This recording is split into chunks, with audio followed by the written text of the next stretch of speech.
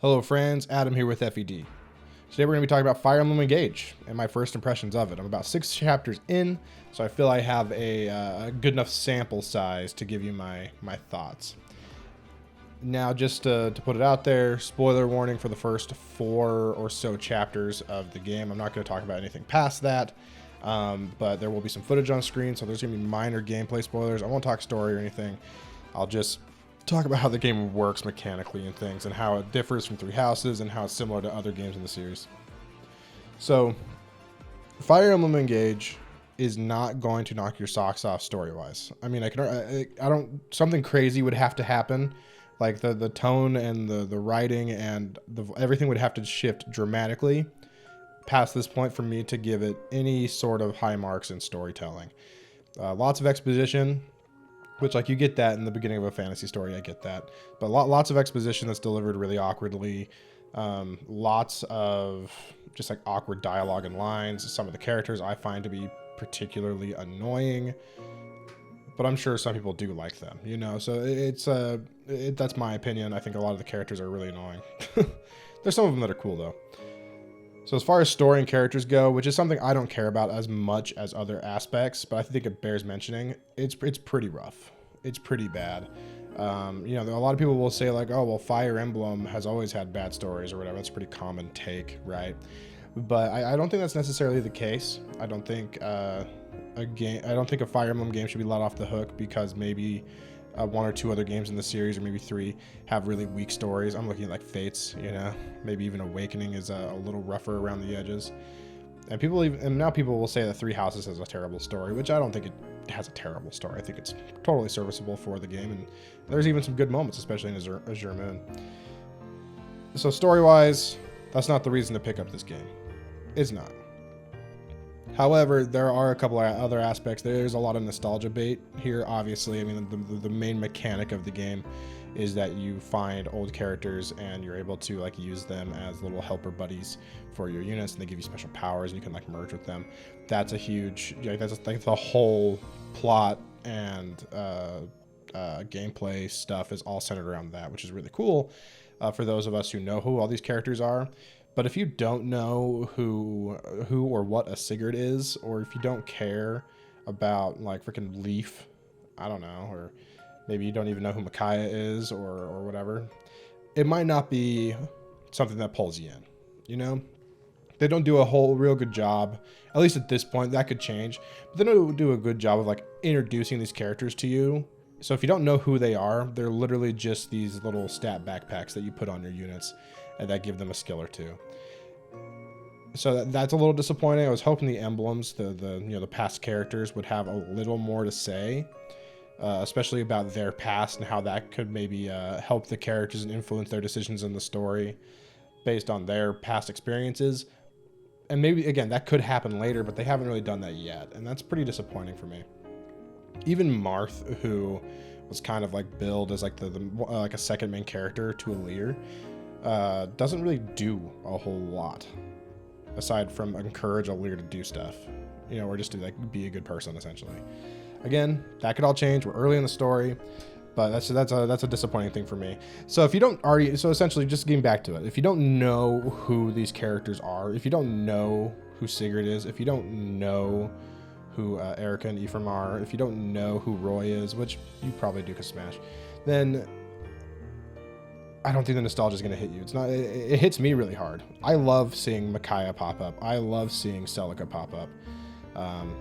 Being able to control, in some regards, Sigurd and Marth again is really fun for me personally. But I understand that many of us people here on the channel started with Three Houses, or have started with Engage, and might be a little disappointed in that. But at least, hey, Byleth will show up later, and you'll get to be like, oh, cool, Byleth, I know that guy, right?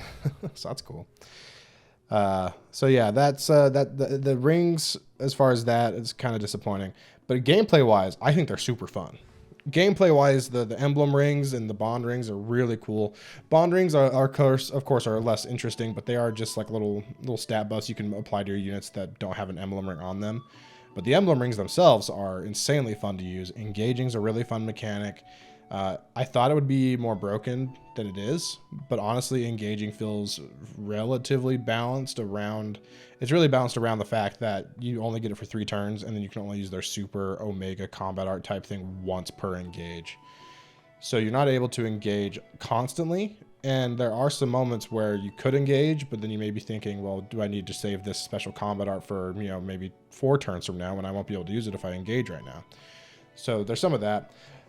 And it's hard to know going in blind when it's good to use it and when it's not. So essentially, I just use it if I need to. And it's honestly been really fun to work with them. It can be a bit daunting, I will say that. I think the engage ring system is a little daunting for people who are, especially people new to strategy games, but also for me. I mean, I've played every game in the series and plenty of other strategy games on top of that. And I'm stuck in analysis paralysis about which unit should get which ring and which skills I need to inherit for certain people. It's kind of a lot. It's hard, but I'm starting to get a grasp of it. I'm only 6 chapters in, and they do start it off pretty easy, giving you just a couple of rings to start and mess around with. And they do kind of steer you to different characters getting certain rings, so it makes it a little easier for you to decide. And if you just stick with that, it seems like it's going to be pretty solid choices. So overall, the emblem rings, the returning characters, I think it's poorly executed on a story front and a characterization front, but it is a really really fun gameplay mechanic, really fun to use, if not slightly overwhelming at first. And now the rest of the gameplay is honestly really good. I love it, but if you're looking for a Three Houses 2, this isn't it. If you're looking for a Three Houses 2, this isn't it. This is a more of a continuation of what the Fates had going on. They even like hints of like dual guard and dual strike with with chain guard and chain attack, which both are really fun additions to the game, especially chain guard. I've had a lot of fun using chain guard, especially like even like stacking chain guards to like make it so you have a solid like chain of units who can't be hurt is really fun to do. So that makes a unit like Fram, sorry, so I always say Fram, I think it's Fram, who is just like kind of your basic healer that can punch things, who is like relatively weak but gives them a really strong niche in chain guard. And again, that's balanced well by only being able to use it when you're at full HP. And it's a healer, so unless you have another healer, the healer can't heal itself without using an item or taking a turn to use an item, essentially. So that's chain guard is, I think, a very interesting mechanic, and it's balanced well. That's the thing. Everything about the combat seems well established and well balanced, if that makes sense. Nothing seems too powerful. I think some people are going to look at like Warp Ragnarok, which is an early game super engage ability that people are going to say that one in particular is kind of broken, but I don't think it is. I don't think Warp Ragnarok is broken. At least I'm playing on Maddening, and I'm also doing a second playthrough on hard behind the Maddening playthrough. I don't feel like it's too broken because any unit that can use it to deal tons of damage really doesn't want to be overextended and put in the middle of a bunch of enemies. They'll probably die. And then any unit that you potentially could warp into the middle of some enemies isn't going to be able to do much damage with the Ragnarok portion of the Warp Ragnarok.